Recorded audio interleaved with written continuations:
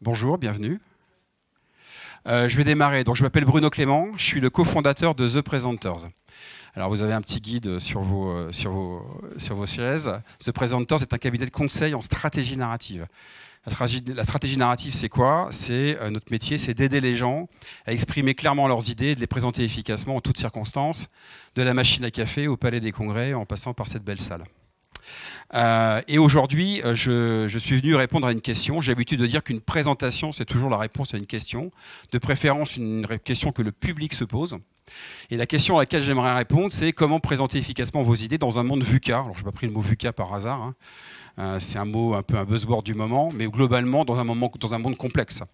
Et il se trouve que notre utilité, en tout cas aux entreprises, est justement de simplifier les propos complexes de nos clients. C'est ça le cœur de notre métier. Et on va démarrer pour répondre à cette question par une question que je vais vous poser. À votre avis, c'est quoi le rêve de tout orateur ou oratrice? De pas avoir chaud? Ouais, j'ai chaud aussi, ouais. On a mis la clim, mais bon. Quoi d'autre? Ouais. Moi, je vais vous le montrer en image. Mon projet de transformation digitale.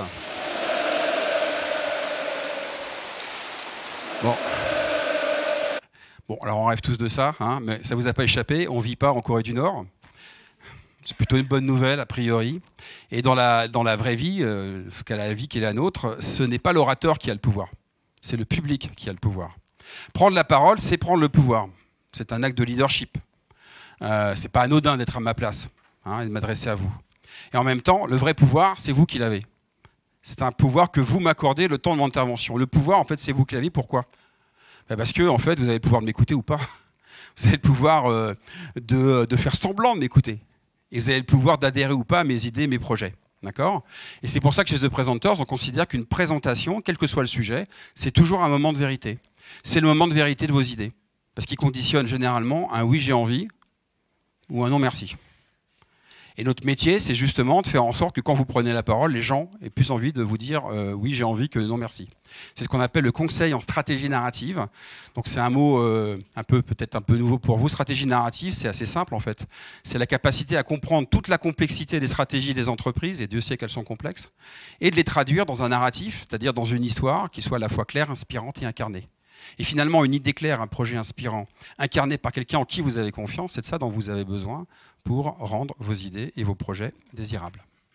Alors, pour entrer dans le vif du sujet, comment présenter efficacement ces idées dans un monde complexe? Eh bien, je vais vous reposer une autre question. C'est quoi, à votre avis, l'enjeu de toute prise de parole? Que ce soit un prof de maths face à ses élèves, un CEO face à ses équipes, comme ici, Philippe Zimmermann, le patron de l'ADO qu'on accompagne, que ce soit vous face à vos clients ou un prospect, peu importe. C'est quoi l'enjeu principal, le méta-enjeu de toute prise de parole? Alors, c'est un moyen captiver, c'est pas un enjeu. Alors, oui, pour faire passer un message, il suffit d'envoyer un email. Hein. Mais... Pardon? Embarquer? Faire adhérer, ouais, vendre. Vendre, d'accord. Oui, effectivement. Mais pour tout ça, en fait, il y a un méta-enjeu de tout ça. Pour nous, c'est la confiance. Obtenir la confiance. Créer les conditions de pleine confiance entre vous, vos idées et votre public. Si vous ne me faites pas confiance, vous n'écouterez pas mon projet et vous n'adhérez pas à ma vision des choses. D'accord? Donc la confiance, c'est le méta-enjeu. Sauf que pour transmettre la confiance à votre public, il faut que vous soyez vous-même en pleine confiance. On est d'accord? On ne peut pas transmettre ce qu'on n'a pas. Si je n'ai pas confiance, c'est pas facile de transmettre ce que je n'ai pas. C'est comme l'amour. Si je ne m'aime pas, c'est difficile de transmettre de l'amour. Et donc, la pleine confiance, figurez-vous, c'est le modèle de leadership qu'on utilise lorsqu'on prépare des orateurs ou des oratrices à prendre la parole. Et pour être en pleine confiance et en toutes circonstances, il faut maîtriser 3 éléments. Et je vais vous partager ces 3 éléments en vous donnant des exemples concrets, des tips qui peut-être vous seront utiles. La première chose à maîtriser, c'est la narration de vos idées. La narration, c'est connaître le chemin de ces idées. Ce n'est pas apprendre un texte par cœur, c'est savoir finalement où j'en suis dans mon propos et comment je l'amène. Ensuite, il faut maîtriser ses émotions. Ne pas être submergé par le taraq, bien sûr, mais surtout être capable de transmettre ces émotions pour les mettre au service de votre projet. Hein? Et puis, il faut aussi maîtriser la relation avec votre public. Créer un lien de confiance entre vous et votre public. Si les gens ne vous font pas confiance, ben, vous n'aurez pas d'écoute attentive. D'accord ? Alors, on va commencer par la narration de vos idées. Maîtriser la narration. Vous connaissez cette expression quand c'est flou ? Quand c'est flou, c'est qu'il y a un loup. Quand c'est flou, c'est qu'il y a un loup. Bon, là, c'est l'expression un peu, un adage populaire français. Ben, en fait, ça veut dire quoi ? Ça veut dire en fait que le cerveau humain a besoin de cohérence pour être en confiance. Le cerveau humain a besoin de cohérence pour être en confiance. Alors d'ailleurs, une histoire qui n'a ni queue ni tête, c'est une histoire incohérente. Et un projet qui n'a ni queue ni tête, c'est un projet incohérent. Et un projet qui est incohérent, on ne lui fait pas confiance. D'accord ? Seulement voilà, on est d'accord, hein ? Quand vous êtes face à votre ordinateur et que vous devez parler de l'expérience client d'une grande entreprise, de la transformation digitale d'une entreprise, ben souvent, dans votre cerveau, ça ressemble à ça. Hein. Vous savez où vous allez, vous savez d'où vous venez, le chemin que vous allez prendre, la stratégie narrative que vous allez prendre, elle va être un petit peu compliquée. Et si vous ne faites pas un effort de stratégie narrative, de fil narratif cohérent, vos slides, elles vont ressembler à ça.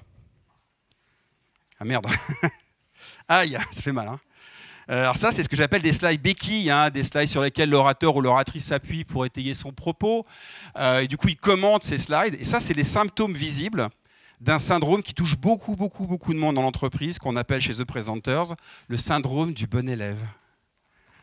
Le bon élève, c'est quelqu'un qui vient présenter pour montrer qu'il a bien travaillé. Alors, il fait comme on a fait à l'école. Hein. On lui a dit, bah, plus tu tartines, à coup de benchmark, d'études, de machin, plus les gens qui vont t'écouter vont adhérer à ton projet. Bah, c'est pas vrai. Hein. Moi, je travaille qu'avec des comités de direction. Je peux vous garantir que les comités de direction vous ont embauché peut-être parce que vous avez été des bons élèves, mais ce qu'ils attendent, c'est surtout quelqu'un qui lui apporte une solution à un problème qu'il se pose.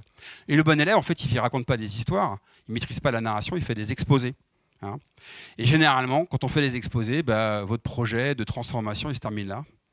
Hein, les Américains appellent ça la mort par PowerPoint, death by PowerPoint. Alors pour nous, c'est très sérieux. Hein. C'est le cimetière de toutes les bonnes idées qui n'ont pas vu le jour, simplement parce qu'elles ont été mal présentées. Et moi, je suis un ancien publicitaire. Je peux vous dire que des très bonnes idées bananées par des mauvaises présentations parce qu'on n'était pas prêt, eh ben, j'en ai connu quelques-unes.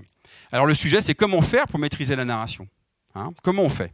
Eh ben, figurez-vous qu'au cœur des histoires, le storytelling sert à ça. Au cœur des histoires, il y a ce qu'on appelle le fil narratif. Le fil narratif, c'est ce qui vous permet, comme ce domino, de créer un lien de cause à effet entre les différents éléments. D'accord ? Et pour construire un fil narratif cohérent, je vais partager avec vous la base du storytelling et un outil qui est le couteau suisse du storyteller, qu'on appelle la boucle narrative. La boucle narrative, c'est la manière dont sont conçues toutes les histoires et qui vont vous permettre d'apporter de la cohérence narrative à votre propos, que vous parliez pendant 1 heure ou que vous parliez pendant 2 minutes. D'accord ? Une histoire, si on fait son autopsie, eh bien, c'est toujours en 3 temps. Une histoire, c'est un enjeu qui entraîne des actions qui ont des conséquences. Et plus l'enjeu est fort, plus l'action va être valorisée et plus les conséquences seront attendues. C'est bien parce que la planète est en danger, en jeu, que les Avengers arrivent pour sauver l'humanité. C'est bien parce que les idées ont besoin d'être parfaitement présentées qu'il faut mettre de la stratégie narrative au cœur de vos présentations pour rendre vos idées désirables. Enjeu, action, conséquences. Ça vous permet de passer du fait à l'histoire. Allez, on fait un petit jeu ensemble. Vous avez vu La Casa del Papel ? Qui a vu La Casa del Papel ? Ouf. Alors, c'est quoi l'enjeu de La Casa del Papel ? On peut pitcher n'importe quelle série comme ça. C'est quoi l'enjeu ? C'est quoi l'objectif de cette série dans l'histoire ?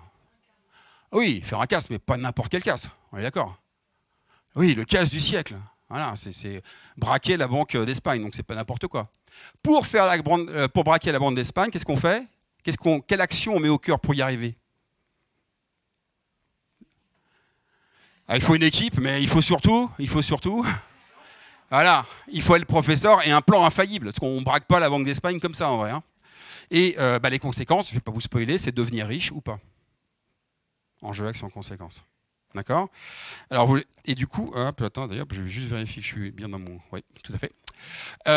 Et donc, en fait, maîtriser la narration, c'est connaître le chemin de vos idées. C'est-à-dire savoir fondamentalement comment vous allez passer d'une idée à l'autre. Et donc, sur ce chemin, vous avez cette boucle qui est enjeu, action, conséquence. Déjà ça, si vous utilisez cette boucle-là en permanence, vous allez voir, vous passez déjà en mode histoire. Et alors, vous ne l'avez peut-être pas vu venir, mais enjeu, action, conséquence, c'est comme ça que j'ai pitché cette introduction. Hein. J'ai dit, l'enjeu, c'est quoi ? C'est que votre cerveau a besoin de cohérence pour être en confiance. L'action, c'est que pour être en confiance, il faut mettre le fil narratif qui va apporter un lien logique de cause à effet. Et les conséquences, c'est qu'en utilisant enjeu, action, conséquence, vous allez maîtriser votre chemin. Enjeu, action, conséquence. Ça va? Vous voyez la matrice? Alors, on va passer maintenant... donc, maîtriser la narration, c'est connaître le chemin de ses idées.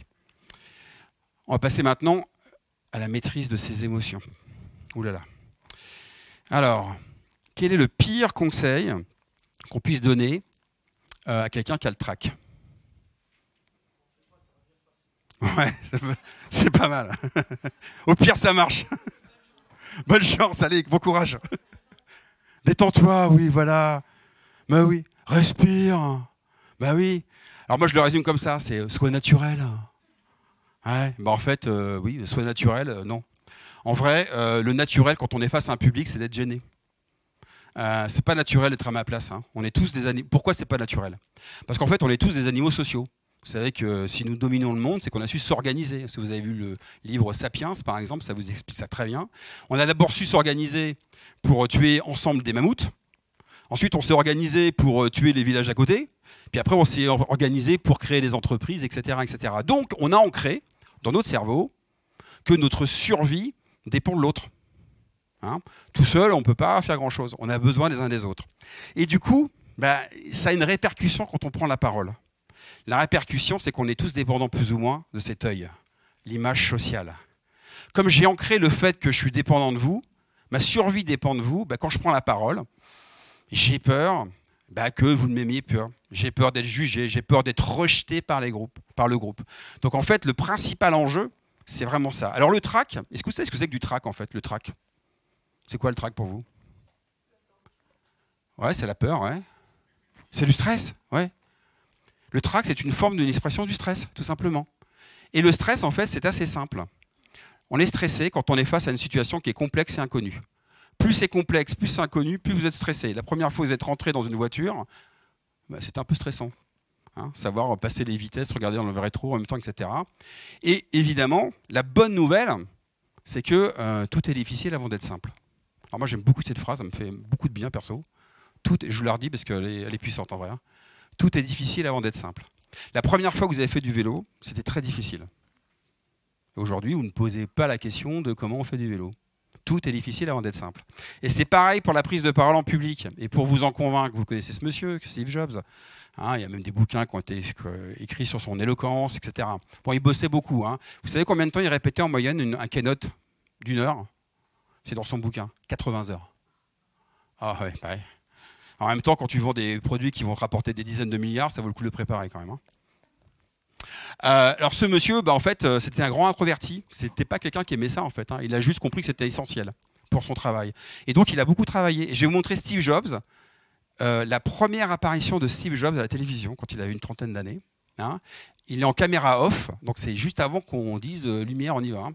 Ça donne ça, Steve Jobs. We're ready to go, gentlemen. New York's ready for a shot now. God. Voilà, tout est difficile avant de devenir simple. Alors juste après, dans la vidéo, il dit est-ce que vous avez une bassine? Parce que je crois que je vais vomir. Vous voyez, d'accord? Donc, la question, c'est comment on peut diminuer son trac. Alors, il y a plein de techniques. Alors, je vous l'ai dit, hein, il faut juste pratiquer. Mais je vais vous faire un petit cadeau. Vous avez vu, vous avez des cartes postales avec Moment de vérité. Moment de vérité, c'est mon podcast. Le podcast qui vous aide à mieux présenter vos idées. Et j'ai évidemment fait un certain nombre d'épisodes sur le sujet du trac, et notamment l'épisode 20, avec 3 trucs anti-trac qui vous permettront éventuellement de pratiquer. Ce sont des trucs très concrets que j'utilise lorsque je dois ramener au calme quelqu'un qui est très stressé juste avant de prendre la parole. Alors c'est bien de maîtriser son trac, mais l'objectif, c'est de transmettre ses émotions, finalement. Comment je fais pour transmettre mes émotions? Le pouvoir des petits chiens. Transmettre les émotions, c'est quoi? C'est mettre vos émotions au service de vos idées. Si c'est pas important pour vous, si les gens ne ressentent pas que c'est important pour vous, comment voulez-vous que ça soit important pour vous, pour eux? Alors moi, j'aime bien dire, on va pas se mentir, personne n'a envie de suivre un caramel mou. On est d'accord, hein? Si j'arrive en disant bon, alors bonjour, alors comment présenter vos idées en pleine confiance? Alors bon, comme vous pouvez le voir sur cette slide, le monsieur il a une montre, etc., etc. Enfin bon, bref, non. Personne n'a envie de... Donc ça veut dire quoi? Ça veut dire en fait que globalement, pour prendre pour utiliser vos émotions, il faut mettre de l'intention. Mettre de l'intention, eh bien, ça veut dire travailler le sous-texte, savoir pourquoi vous prenez la parole, mettre de l'importance. Et donc, on va garder la métaphore de la route. Hein, vous vous souvenez, cette route, connaître le chemin de vos idées, il faut connaître aussi le chemin de vos intentions. Derrière ça, derrière un enjeu, vous pouvez avoir l'intention d'alerter. Alerter sur le fait qu'il y a un sérieux problème. Et ça doit s'entendre. Sauf que face à ce sérieux problème, bonne nouvelle, on a une grande idée. Le problème, c'est que pour y arriver, il faut qu'on le fasse ensemble. J'ai besoin de votre mobilisation. Par contre, si on se mobilise, derrière, je vous promets qu'il y aura un nouvel espoir commun. Donc, c'est éviter de l'encéphalogramme plat. Mettre de l'intention, c'est transmettre vos émotions. Ça va ? Donc, deuxième point à maîtriser pour présenter ces idées en pleine confiance, mettre de l'intention dans vos idées. Troisième élément, la maîtrise de la relation avec votre public. Alors, maîtrise de la relation avec votre public. Quelle est la principale responsabilité d'un orateur ou d'une oratrice? Quelle est ma principale responsabilité là aujourd'hui, selon vous?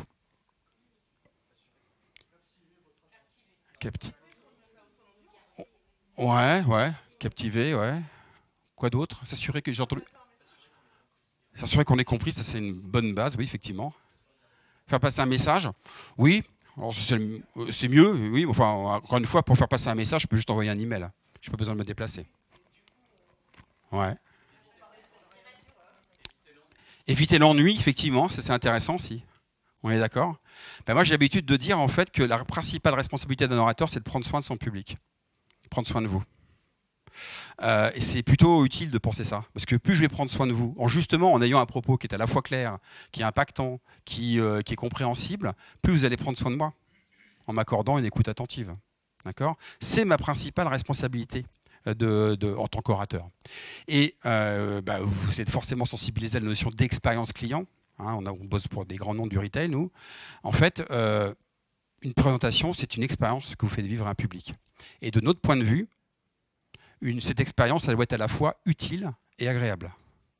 Et les deux mots comptent. Parce que utile et pénible, tout le monde sait faire. Hein. Photo réelle que j'ai prise il y a quelques années, dans une convention où j'étais invité. Hein, voyez. Donc on a des slides qui sont illisibles, on a un orateur qui fait même pas l'effort de se lever, hein, quand même, tant qu'à faire. Hein. Et puis, on a mon voisin de droite qui s'emmerde, qui fait autre chose. Voilà. En fait, il faut vous sentir responsable de l'ambiance dans la salle. Si les gens s'emmerdent, c'est de votre faute. J'ai un client qui m'a dit un jour, mais comment tu fais pour que quand les gens ne t'écoutent pas? S'ils ne t'écoutent pas, c'est de ta faute. C'est comme si un humoriste vous disait le public est nul et rit pas mes blagues. Peut-être. Peut-être. Alors, utile, ok, et pénible, tout le monde sait faire, mais en même temps, attention, agréable mais futile, ce n'est pas l'objectif d'une présentation. Ne tombez pas dans le syndrome du showman. Si à la fin de cette intervention, vous dites « Ah, c'était super, mais bon, j'ai pas vraiment appris grand-chose », oui, c'est très sympa, mais vous n'aurez pas forcément, j'aurais pas forcément atteint mon objectif, qui est de vous transmettre effectivement des éléments qui, de mon point de vue, sont utiles quand on prend la parole. D'accord? Utile et agréable. Alors ça, c'est plutôt pour l'orateur ou l'oratrice. Mais qui dit présentation dit support, oui. Qui dit PowerPoint. Ah oui, PowerPoint ou slide. Et qui dit PowerPoint pourri. Hein, on est d'accord. Hein, il y a même un mec qui a écrit, je sais plus, le drame de PowerPoint. Enfin, il y a un journaliste qui a écrit ça il y a quelques années. Bon, alors moi j'aimerais un peu réhabiliter. Alors j'ai pas d'action chez Microsoft, hein, puis j'utilise pas PowerPoint, j'utilise Keynote en vrai. En fait, il y a une mauvaise utilisation de cet outil. En théorie, en vrai, le duo orateur-slide, c'est un duo magique. Tim Cook qui parle des Apple Store, ça donne ça. On y est, d'accord. Dans la réalité, on est d'accord que c'est plutôt un duo tragique. Photo réelle, hein, que j'ai prise aussi, que j'ai anonymisée évidemment. Voilà, on est dans la même configuration. Et ça, en fait, c'est à cause d'un problème qu'on appelle le drame du slidement. Oui, il y a un effet, c'est la seule, je vous la refais parce qu'il y a un effet quand même. Voilà. Le drame du slidement. Le slidement, c'est un barbarisme qui a été inventé par les Américains. En fait, c'est un doux mélange entre deux outils qui ne sont pas bien utilisés. Alors, à l'origine, Microsoft a créé un super logiciel qui s'appelle PowerPoint, qui fait des slides pour être vu. Oui, merci, il y en a un qui suit. Il a créé également Word pour faire des documents qui sont destinés à être... Et au milieu, il y a un truc qui est ni lu ni vu, qui est vos slides.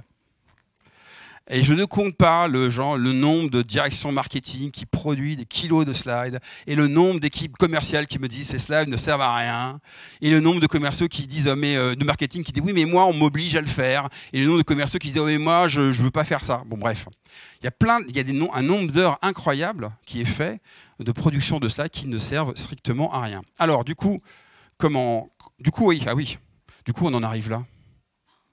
Ah oui, oups. Alors cette slide, elle a fait la une du New York Times, elle a fait même le tour du monde. À votre avis, c'est quoi? Allez. C'est, pardon? Ah oui. C'est une slide réelle, hein, vraiment. Je ne l'ai pas inventée, celle-là. Hein. C'est la stratégie d'intervention des Américains en Afghanistan. Ah ouais. Et le général Stanley McChrystal, qui était le général des armées à l'époque, a dit « Nous gagnerons la guerre avant de comprendre ce slide ». Bon, bah, l'histoire lui a donné raison. On est d'accord, hein? On est d'accord. Bon, alors comment faire? Comment faire pour ne pas tomber dans le drame du slidement? Bon. Bah, en fait, il y a plein de conseils, évidemment. Vous pouvez en trouver plein sur Internet, sur le design. Mais moi, je voudrais vous en donner un qui est central dans notre méthodologie. C'est de ne pas confondre design et décoration. D'accord? Ne confondez pas design et décoration. Le but, ce n'est pas d'avoir des jolis slides. C'est d'avoir des slides qui sont efficaces, designés, au service de votre histoire. On appelle ça le story design chez nous.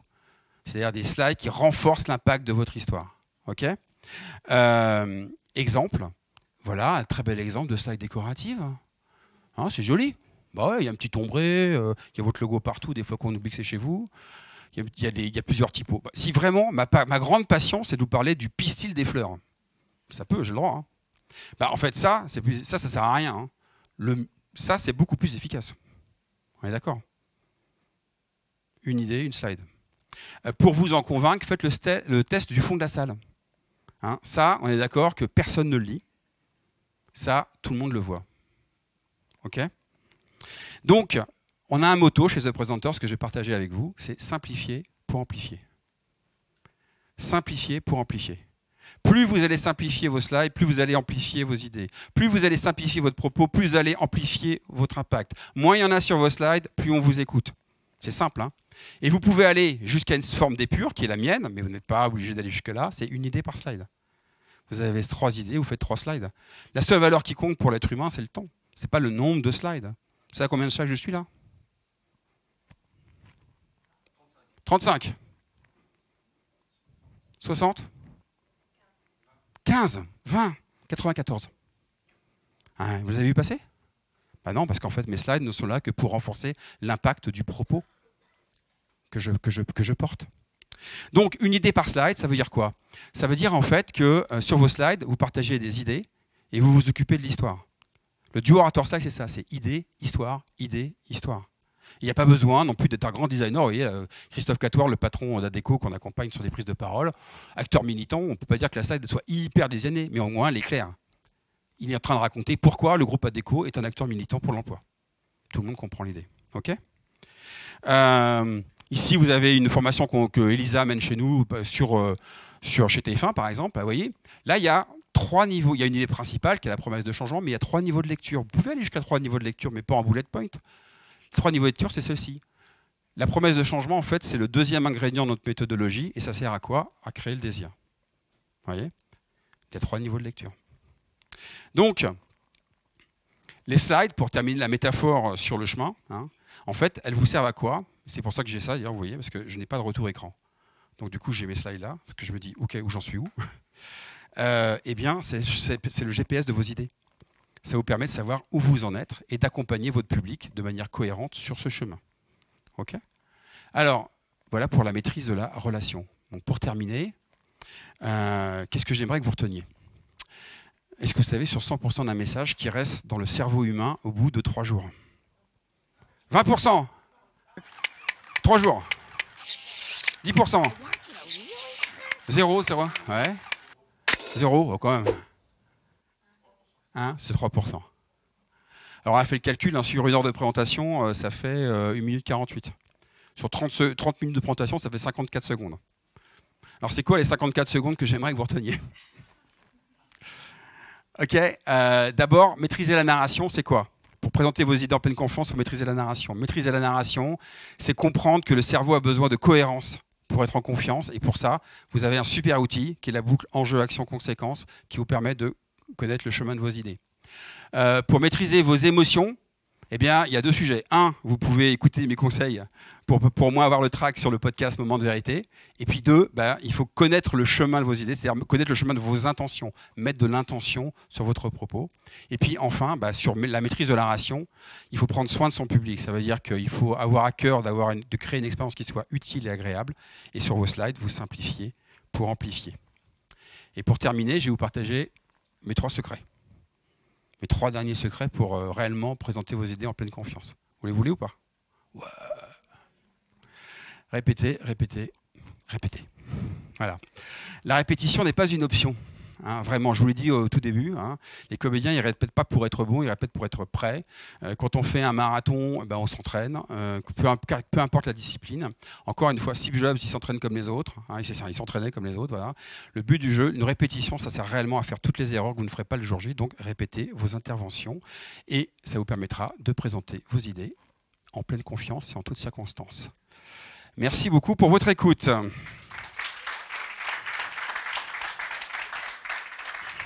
Alors, est-ce que vous avez des questions? Oui. Ah oui, bien. C'est bien. Tout simplement parce que le monde VUCA, en fait, est un monde complexe. Et c'est déjà compliqué de présenter ses idées dans un monde simple. C'est encore plus compliqué de présenter des choses complexes. Notre métier, c'est justement le conseil en stratégie narrative. C'est-à-dire, c'est de comprendre la complexité des stratégies d'entreprise et de les traduire en des histoires qui sont claires, inspirantes et incarnées. Voilà le lien. J'ai répondu à votre question? Ouais, merci.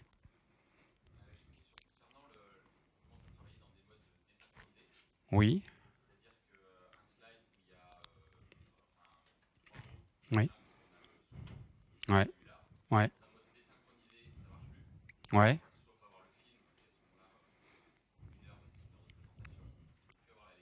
Oui.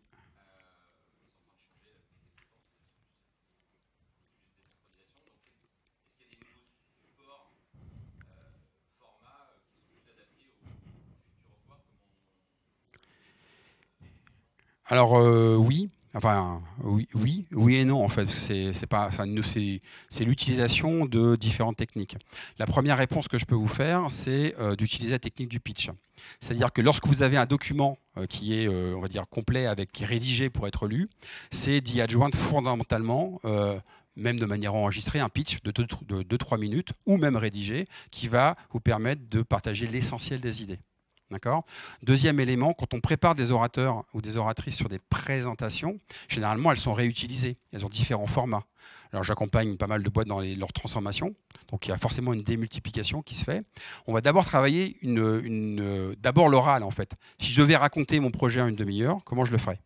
Et ensuite, donc ça, c'est la colonne vertébrale. Et ça, c'est commun à tout le monde. Et ensuite, sur ces colonnes vertébrales, on va travailler des contenus beaucoup plus profonds qui vont rentrer dans le détail de tous les sujets. L'intérêt, c'est d'avoir une cohérence narrative, en fait. C'est d'être capable d'exprimer dans 2-3 minutes l'essentiel d'un projet ou, sur un événement, de décortiquer cet essentiel de projet en gardant la cohérence. Ensuite, en termes d'outils, toujours pareil. Hein, moi, je pense que la prise de parole, elle est essentielle, que vous soyez, quel que soit le sujet. Il ne faut pas croire qu'un projet, ça se lance tout seul. Donc, un moment comme celui-ci, où vous partagez l'essentiel de vos idées, c'est important. En revanche, ne partagez pas tout le détail d'un projet, ça ne sert à rien. Il faut mieux donner envie. Je prends une prise de parole bien designée pendant une vingtaine de minutes pour partager l'essentiel. Ensuite, je renvoie sur des documents qui ne sont pas des slide documents, mais qui peuvent être des slide documents, c'est-à-dire des supports de présentation bien mis en page avec une narration qui donne envie de lire. Vous voyez? D'autres questions? Oui?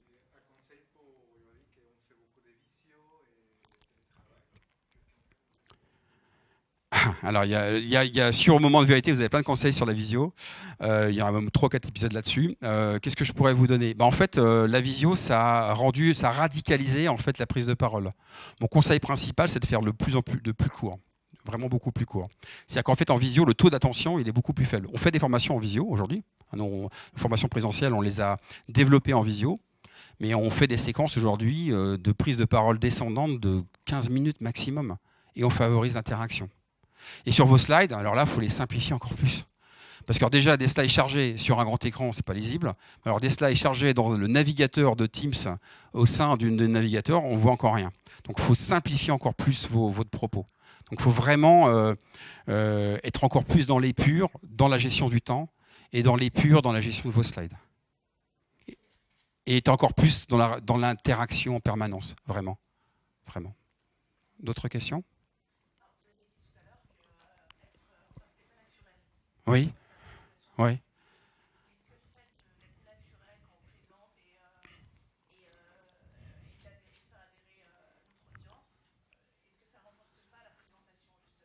L'impact, vous voulez dire? L'impact?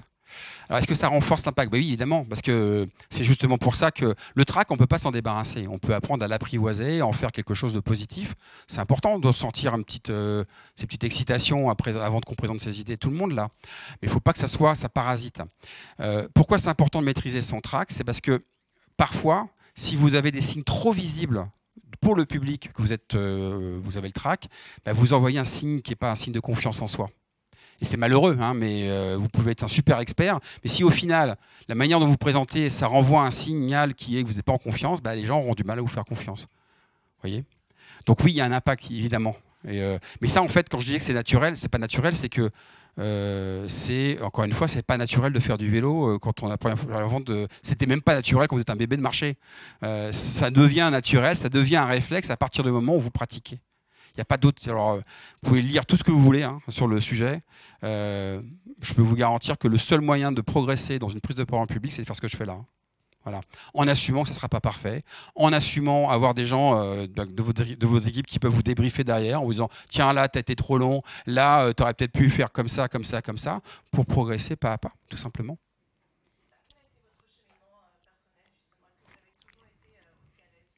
Non, non, bien sûr que non. Non, non. Alors mon cheminement personnel, c'est que je suis un ancien publicitaire. Et donc, j'ai commencé dans la pub il y a 30 ans, voilà, donc voilà, 25 ans, ça me donne à peu près mon âge. Et en fait, j'ai commencé en tant que stagiaire dans une agence qui s'appelait Caporn, qui n'existe plus maintenant. Et je travaillais au Newbies. Donc, mon job, c'était de gagner des budgets. Et en fait, les 3 premiers budgets sur lesquels j'ai travaillé, on les a gagnés. Et on les a gagnés, pourquoi? Parce que j'avais un patron qui s'appelait Francis Horto, voilà, qui m'a fait prendre très très tôt conscience que la manière dont on présentait les idées était aussi importante que les autres. Donc, j'étais pas plus doué que les autres, et encore une fois, je ne me considère pas comme plus doué que les autres. J'ai juste compris très tôt que c'était essentiel. Et tous les gens avec qui on travaille, quel que soit leur degré de hiérarchie, sont tous des gens qui ont compris que oui, prendre la parole, c'est un enjeu, c'est pas anodin. C'est pas anodin, et c'est stratégique quand on veut faire avancer un projet. Encore une fois, personne n'a envie de suivre un caramel-mot, hein, personne. Ne croyez pas que parce que vous avez envoyé vos objectifs par mail, les gens vont le suivre. Hein. Non. D'autres questions? Oui? Ah, une audience bienveillante. Ah mais oui, c'est important. Bienveillante, ça veut dire en fait des gens qui sont là pour vous mettre en confiance et vous faire progresser. Ça peut être une audience interne, à partir du moment où vous exprimez réellement les règles du jeu. Hein. Nous, quand on prépare les orateurs ou les oratrices où il y a à la fois des gens internes et des gens externes chez nous, en fait, on définit une règle du jeu. Je dis aux gens, vous pouvez les débriefer, mais uniquement sur le positif, je m'occupe du reste. Donc, c'est ça, en fait. Le but du jeu, en fait, c'est plus de créer entre vous, pour que ça marche, en fait, il faut que dans vos équipes, vous fassiez en sorte que les gens comprennent que quand ils répètent, c'est pas pour être jugé, c'est pour justement être meilleur. À partir du moment où on a tous compris qu'en répétition, on est mauvais, en répétition, on fait toutes les erreurs qu'on ne fait pas le jour J, et que c'est OK pour tout le monde, du CEO jusqu'au responsable projet, et que tout le monde répète, ça devient un réflexe, tout simplement. Il y a des tas de boîtes qui ont mis ça dans leur rituel hein, d'entreprise. Hein. Je parlais d'ADO, par exemple. En ce moment, je prépare une intervention pour ADO, c'est Leroy Merlin dans le monde. On part à Lisbonne là, à la fin de la semaine. Il y a 40 orateurs. Il n'y a pas un orateur qui prend la parole sans répéter. Du CEO au responsable carrelage d'Alicante. Parce que cette entreprise a compris qu'il y avait un enjeu. Et l'enjeu, c'est de mobiliser, d'engager les gens dans leur projet. J'ai répondu à tes questions? Ouais. Très bien. Ouais. Oui.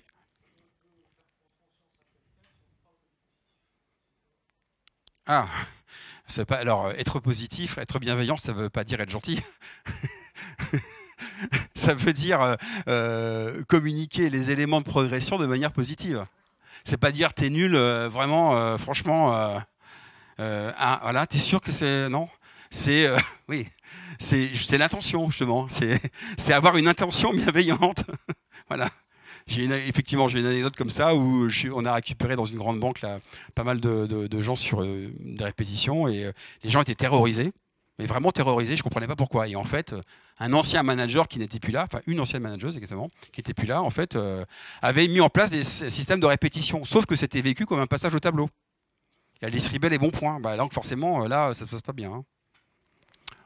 Bon, je crois que... Ah, mais la dernière question et puis on arrête. Oui. Oui.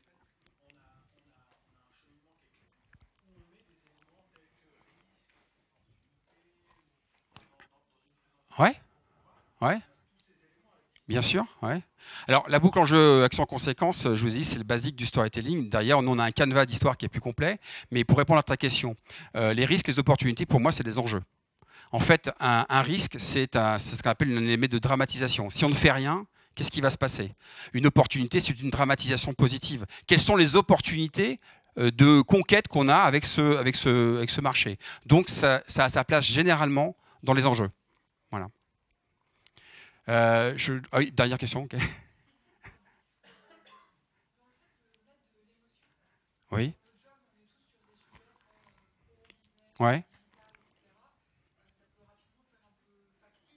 D'accord.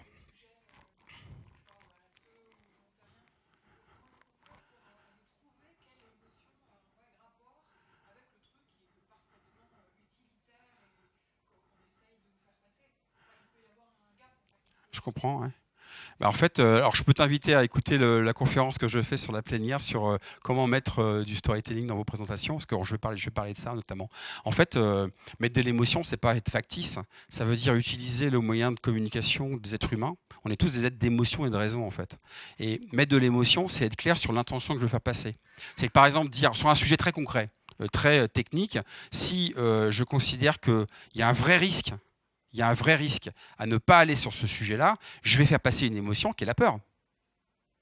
Si au contraire, je veux valoriser le fait qu'on a tout intérêt à travailler maintenant en mode agile, parce que ça va changer fondamentalement tout le bien-être au travail, je vais faire passer une émotion qui est une émotion positive, d'envie, de désir. C'est ça en fait, mettre de l'émotion. C'est pas plaquer... une émotion artificielle sur un sujet, quel que soit le sujet rationnel. Et puis après, je peux juste terminer par une citation, c'est Antonio Damasio. Antonio Damasio, c'est le fondateur des neurosciences. Et en fait, ils ont démontré de manière très simple, c'est que les émotions choisissent, la raison justifie, quel que soit le sujet. Dans notre cerveau humain, on fait d'abord des choix émotionnels et ensuite on rationalise. C'est le mec qui vous dit « j'ai acheté une Tesla parce que j'ai une conscience écologique ». Ou « j'ai acheté des boutins parce qu'elles sont hyper confortables ». Bien sûr. C'est parce qu'elles sont hyper confortables qu'on achète des pompes rouges avec à 800 balles. Non, bien sûr que non. En fait, tous les choix sont à la fois émotionnels et rationnels. Sur un sujet rationnel, que tu le veuilles ou non, si les gens n'ont pas envie de travailler avec toi parce qu'ils ne t'aiment pas, ça s'appelle une résistance émotionnelle, et ils trouveront plein de raisons de ne pas travailler avec toi.